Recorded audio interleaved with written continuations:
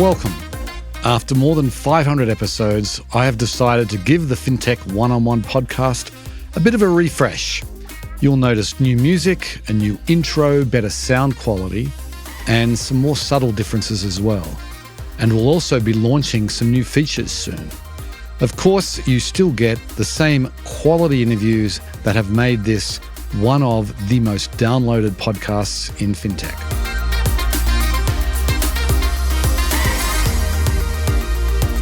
When it came time to put together a working group, now these are groups of around 12 people, very senior people, sitting around the table, mostly product people or strategy people at some of the largest banks. Gen Z, even though it was top of everybody's list, the most surprising thing to me, I think looking back, it's not so surprising, they actually don't have a plan for how to address Gen Z. This is the Fintech One-on-One podcast, the show for fintech enthusiasts looking to better understand the leaders shaping fintech and banking today. My name is Peter Renton, and since 2013, I have been conducting in-depth interviews with fintech founders and banking executives. On the show today, we have Zack Miller, the founder and managing editor of Tearsheet, one of the leading publications focused on the impact of technology on financial services. And I've known Zack for many years. In this episode, we talk about what makes Tearsheet click and how they stand out from the many other offerings in the space today. We talk about the details of their new working groups, particularly the Gen Z working group that was really interesting. He also talks about what he finds most engaging today in fintech, what are the really most important trends he's seeing. And he talks about where he's taking Tearsheet and much more. Now, let's get on with the show.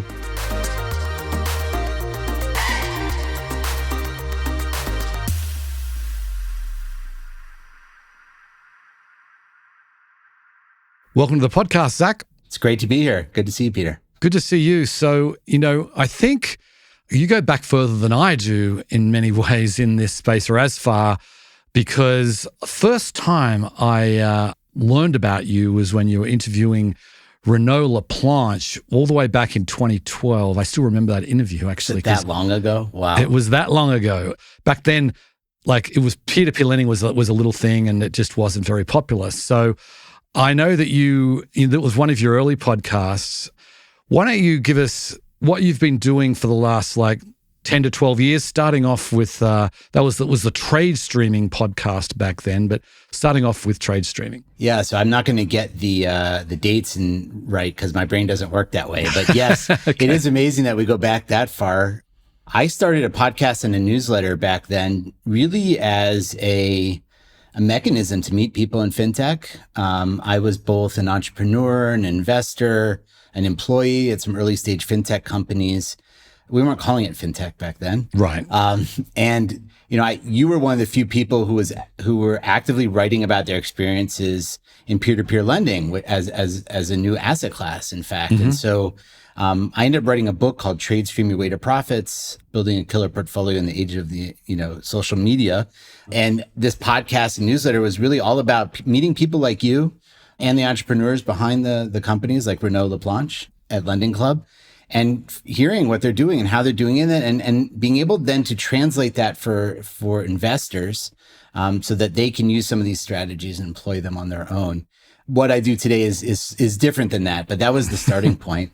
And it gave me an opportunity to meet people like yourself and to meet Renaud. And I ended up doing some customer acquisition work for Lending Club. I was a consultant as well. And so some of those early conversations and connections ended up turning into relationships and business for me as well. Yeah, you had a blog, you wrote a book, a podcast. How did you go from there to where you are today? Maybe take us through some of the history of the last, 12, 13 years? Yeah. So most of the time, trade streaming, which eventually turned into Tearsheet, which is what I'm doing today, was a hobby. This was something I did on the side. I was a co-founder of a company called Our Crowd, which has done $2 billion in private transactions into startups. I was the head of marketing there. And Tearsheet, again, was just something I enjoyed doing. It was a passion project. It was something that I would do in the evenings and get a chance to meet people. It was on the advice of a friend, an ad tech executive founder, in 2015 who came to me, and obviously fintech was ramping at that point. I was at our crowd, and he said, "Do you think that you could turn a business, your newsletter and your podcast, you could turn that into a business?" I said, "Maybe." And so he ended up investing. We ended up getting Digiday to invest, a niche media publication in New York, focused on the business of publishers and marketing. And advertisers, and they invested in us. They were looking to expand into other verticals like finance. And we took what was a hobby into trying to make a business out of it. And as you know, the media business is not necessarily a complicated one, but it's not an easy one either. Right. And so like building an audience, monetizing the audience, finding opportunities to both ensure that you're giving accurate and objective information, while also being able to monetize as well. That's also evolved. We can talk about that if you're interested. But so it was in 2015 that we ended up taking that first investment. Digiday eventually acquired Tearsheet. We went from trade streaming and launched a new brand called Tearsheet, just as an effort to refresh, I guess, the brand. And we're really focused on creating content for you're a product person, you're a marketing person, you're a digital person at an incumbent financial organization. And Tearsheet was always intended to be the idea of the Tearsheet was like, I don't know if you remember back in the 90s with faxes, it was brokers would come into the office and tear a sheet off of the fax. And that would be like the one pager of everything they needed for that day. And we sort of modeled it out like if you had one resource to read every day as an executive, this would be the resource you could read. So it was a blend of our own reporting and aggregation and really helping those guys who are sitting within the biggest traditional institutions to make sense of where the business was headed, not futuristically, but 3 years out, 4 years out, 5 years out. And so really being able to pinpoint the trends and the types of technologies and companies that were going to impact their business in the future. So it's interesting because you and I do have quite parallel kind of paths here. I started writing about it in 2010 as a bit of a side project as well and really started to get into it. And then what happened with my path is that I obviously went into the large-scale conference business. Yes. But you guys have been doing conferences yourself for quite some time on a small scale. Tell us how that evolved. So I, as an attendee of the Lendit conferences in the past and FinTech Nexus, they were great. Those were super impactful industry-wide conferences. We never had the deep enough pockets or the resolve really to do an event like that. Right. You need both those. I know that exactly. For a fact. One without the other does not win in that game. Right. I know that. I've learned enough the hard way. But Digiday had a model of doing high-end events. We're talking, 50, 60 people in a room, taking them away from their office for 3 days, typically outside of New York City, going to Colorado, to Miami, back when Miami was not a thing, and getting people to really unplug from what they need to do and really engage with their fellow conference goers. And more than just passive listening and checking your phone, these are active type events, and we've evolved them over time. So we typically do events 50 to 100 people where we're now breaking out into working groups where this is really a formalized model of, hey, what are the biggest issues in your lives right now? How do we get the smartest people in the room around the table, having an open, private conversation in confidence where you really can share some of the issues that you have, both internally, maybe your own skill set, or maybe your organization hasn't been supportive. How do we as a community address these issues so that we can together move beyond that? And to me, that's where all the magic happens. These are small events. People get a chance to know one another. It doesn't resonate for everybody. If you're a sales guy and you need, you're looking at going to a Lendit conference, to bring home lots of leads and stuff like that. That's not what the Tearsheet conferences do.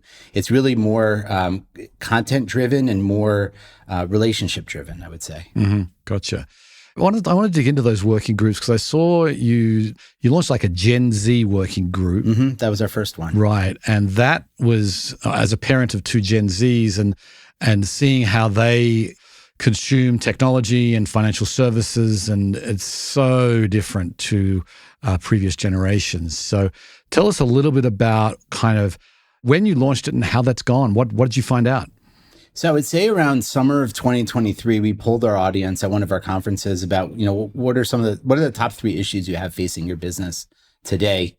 without fail, addressing Gen Z customers came out in the vast majority of questions that we asked people. So we said, great, we'll start with these working groups around Gen Z. We heard from our audience, this is an issue that they have. Now, I confirmed that multiple times. I did, discovery calls with our audience, also to hear more about their challenges around Gen Z. When it came time to put together a working group, now these are groups of around 12 people, very senior people, sitting around the table, mostly product people or strategy people at some of the largest banks. Gen Z, even though it was top of everybody's list, the most surprising thing to me, I think looking back, it's not so surprising, they're actually don't have a plan for how to address Gen Z. It is the largest, generation in history. And really, when we sat around and we met in person in Manhattan for 2.5 hours one Friday, and as we started to get comfortable revealing things to one another, we started asking like, "Well, what are you doing? Well, what are you doing?" Nobody had a plan, but even more than that, they weren't even sure that it was worthwhile building for this generation. And I'm talking about some of the most senior people in the industry, meaning our products and our services don't resonate with today's youth.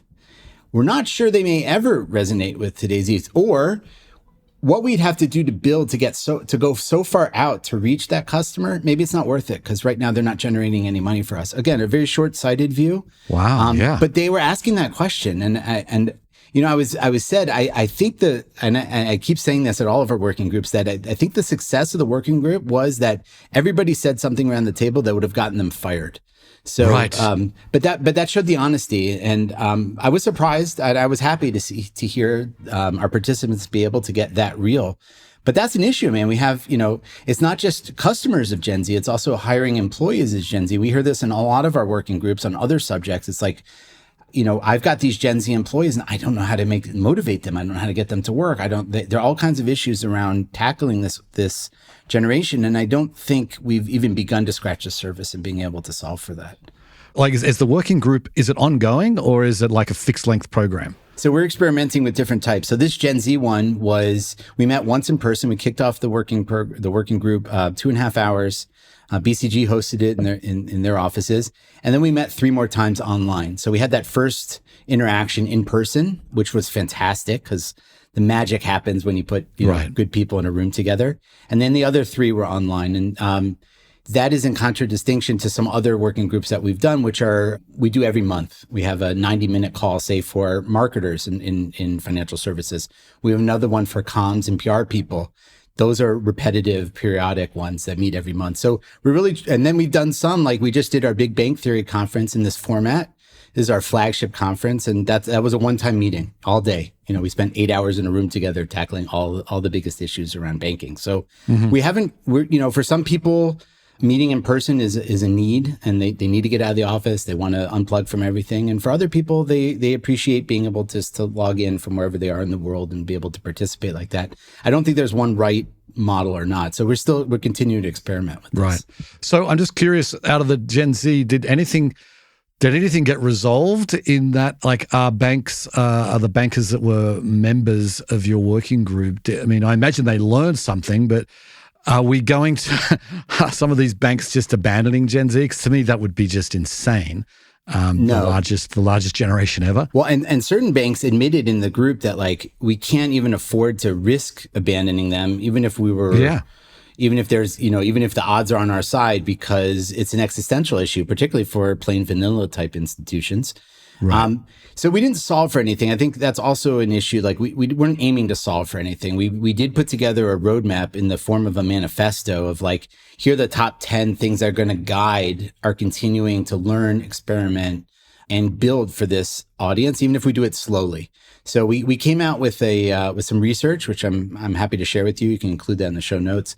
But we also came out with this roadmap for people, and so we wanted this to be able to guide them to bring back to their institutions as sort of like overarching principles to be able to say, hey, we don't know, we don't have this solved. There's a lot of unknowns right now, but we are going to take a big step towards them, and here's how we're going to do it, at least philosophically. Right.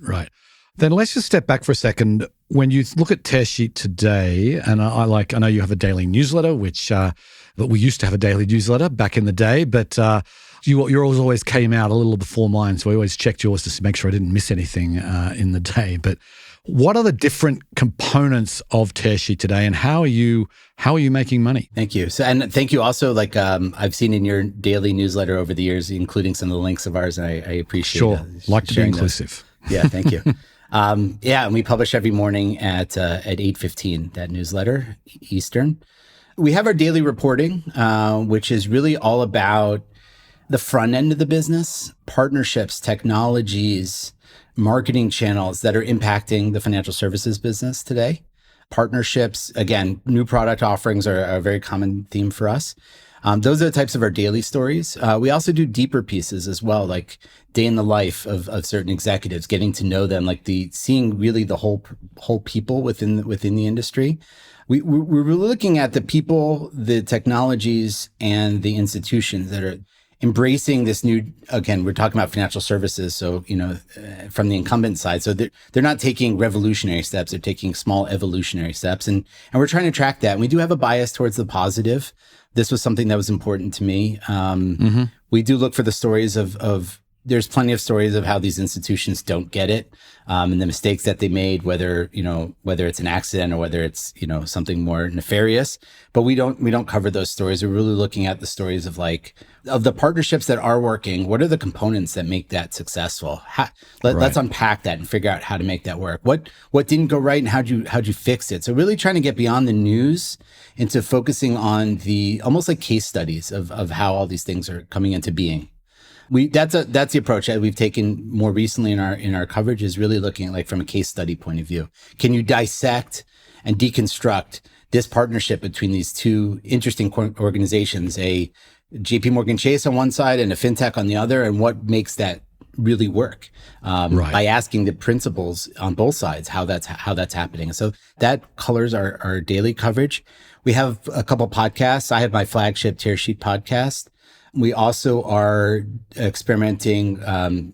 Sarah Kari, who's one of our reporters, has launched her own podcast as well. And we try to seed our reporters, and give them the opportunity to come into their own in their coverage space. Sarah writes our 10Q newsletter, which is for paid subscribers only, which comes out every Friday, which is if you're looking at financial services as an investment universe of publicly traded stocks. She's using that as her universe and writing about the stories about companies and their stocks within that.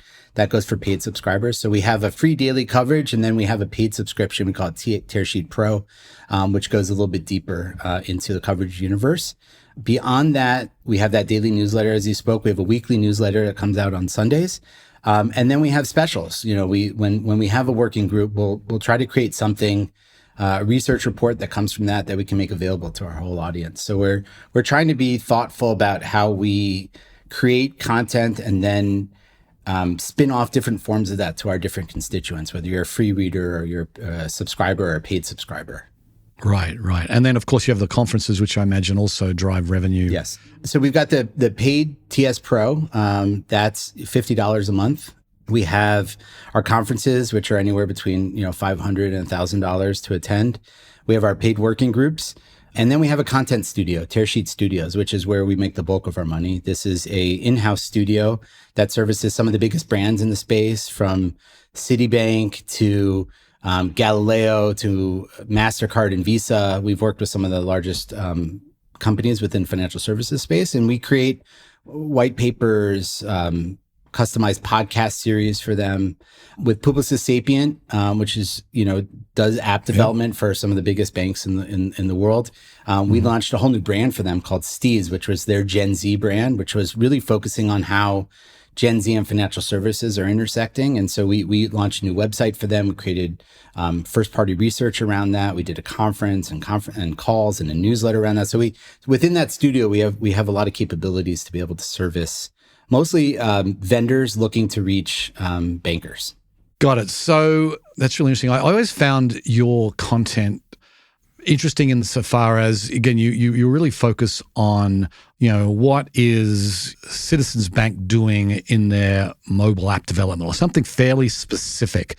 What's this partnership kind of thing. So how do you decide, what to cover. Because what I've always appreciated about Tearsheet and why I often included you guys in our newsletter was that you were creating content that wasn't being created anywhere else. It wasn't being. I didn't see it on Bloomberg. I didn't see it in the Wall Street Journal. I didn't see it on the myriad of other fintech newsletters. So how did you go about deciding what goes in to your content?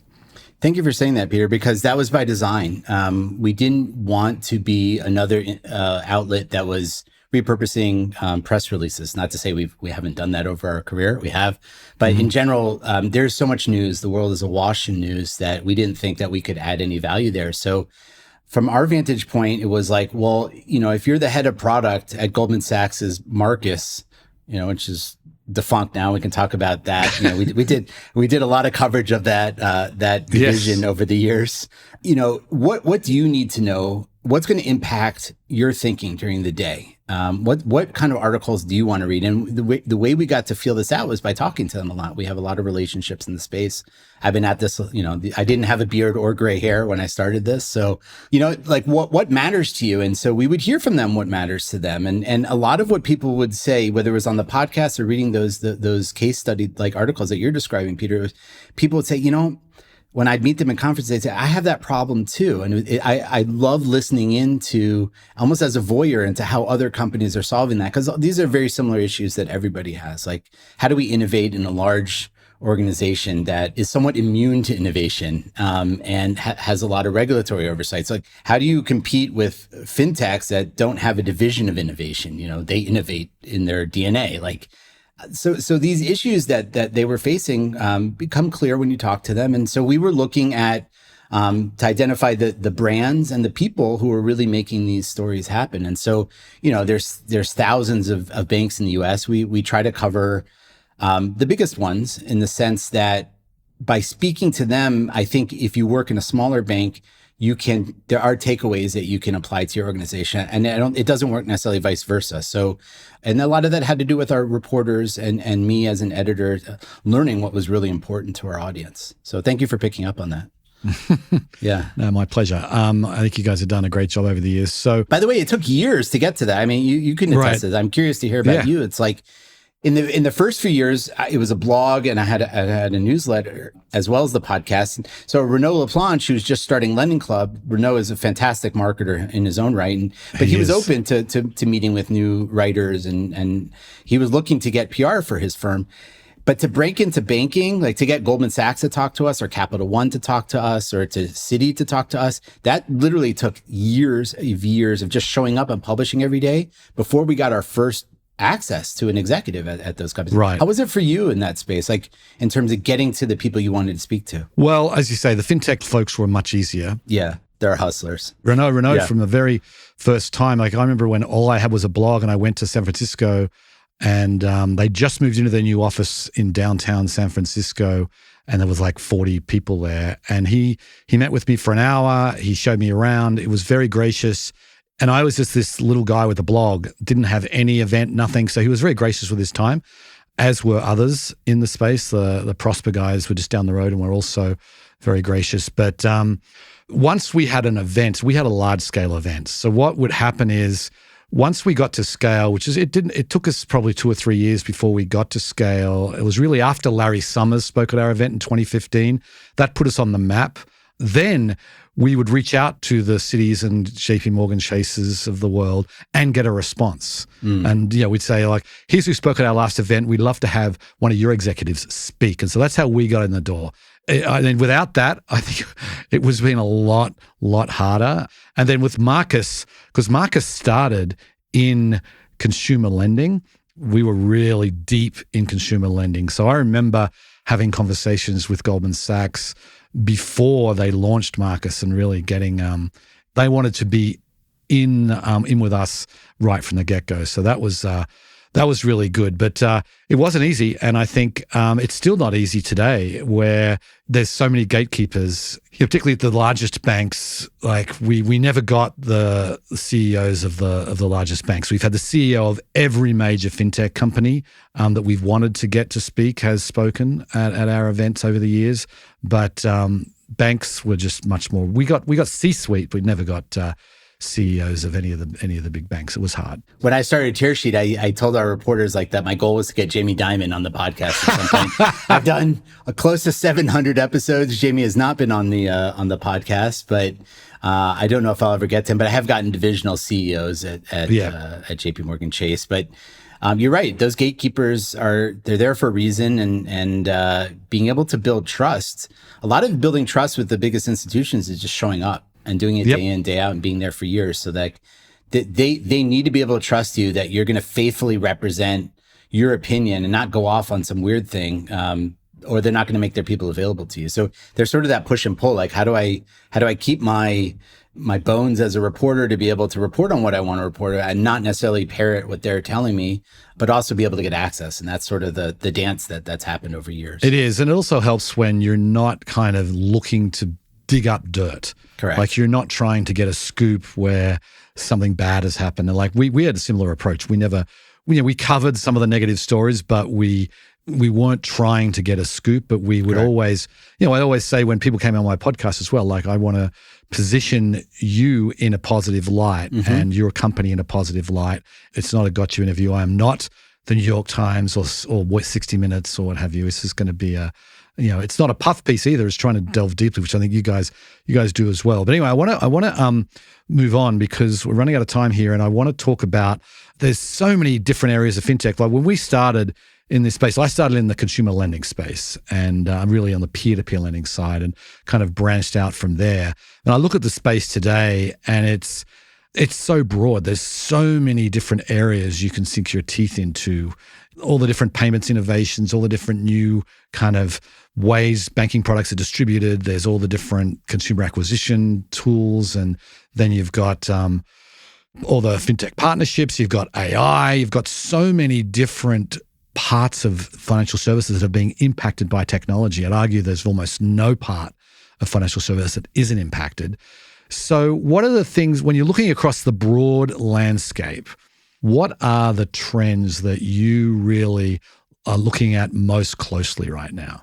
I would say it's a big question. I like also how you introduced that there's been no area of finance that hasn't been impacted by technology. I remember like 2004 was my first entree into financial services, and I got a job as an analyst at a hedge fund. I remember sitting next to a bond trader, and he had like 4 phones up to his ear at the same time, and he's scribbling on paper. And hold on, and he had he was telephonic trading, but it was. I agree with that. I think to me, and the place that we always stayed very clear on was that it was never a financial services incumbent versus upstart. It was never David versus Goliath. And a lot of the mainstream media you would see would get pulled into this. It was the upstart versus JP Morgan, a company that raised $25 million taking on the largest bank in the world. Now, we know how that ends, right? Like unlikely that $25 million fundraise will unseat, the largest bank in the world.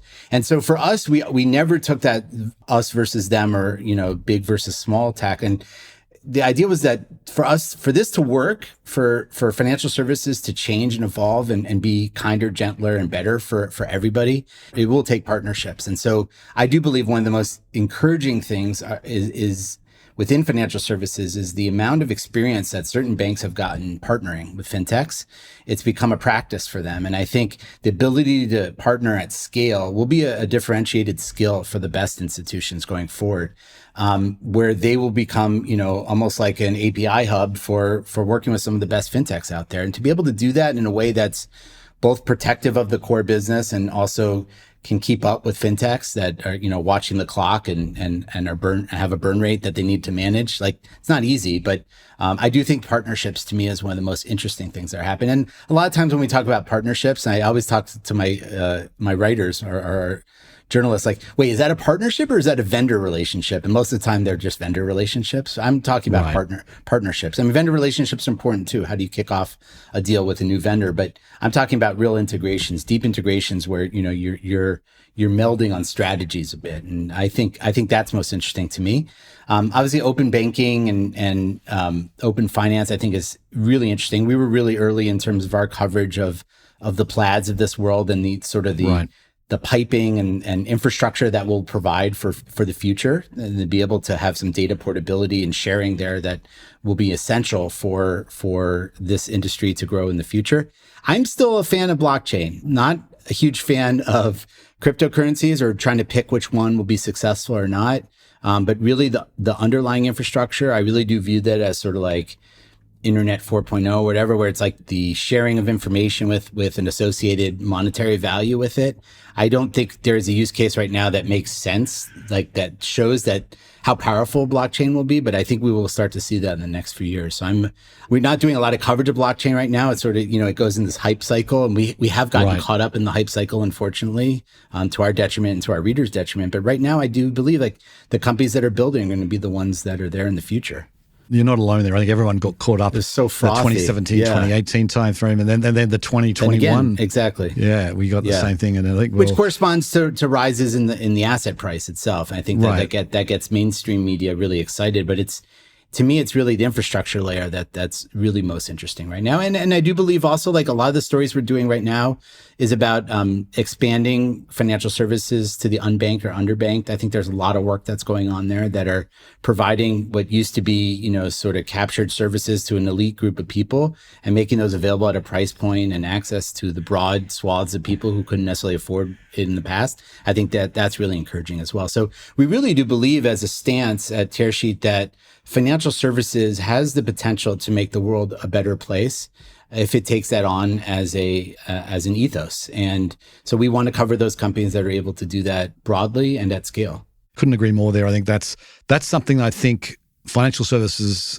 like the fintech space, has done that in the last 10 years. I think, just a lot of the innovations that we've seen have really, the banks wouldn't have done on their own. None of this would happen if there wasn't a fintech industry. Yeah. I still remember when we had our 2015 event with Larry Summers as our keynote, Jamie Dimon had just written his letter, like I think a couple of weeks, a month before that event. And in it, he said, Silicon Valley is coming. Yes. We were all kind of on a high there thinking, back then we thought we were taking their lunch, but he was right. Silicon Valley was coming. And I think we did achieve a lot of great things on behalf of consumers and small businesses, but we still have a long way to go, but I think we have done a tremendous amount. Anyway, last question before I let you go. Then as you look ahead for Tearsheet, what is your vision? Where you want to take this? Well, I think the media business is evolving, and I know you can speak to this. We've talked about this offline, but keeping the attention and delivering value every day to a reader isn't trivial. And so one of the things that we've done over the years as we've built our audience is really decide to we want to move beyond audience building and move into community. And so the working groups are one way to do this. Our in-person events are another way to do this.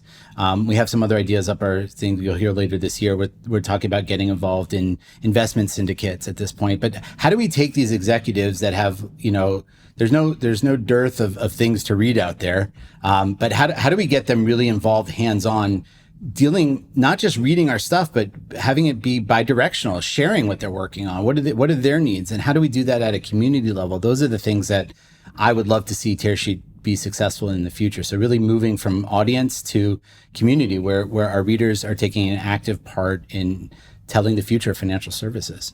Well, that is a great goal, and good luck with that. I think you've done a great job over the last decade plus, Zack. It's always great to chat with you, and thanks for coming on the show. Thanks, Peter. All the best.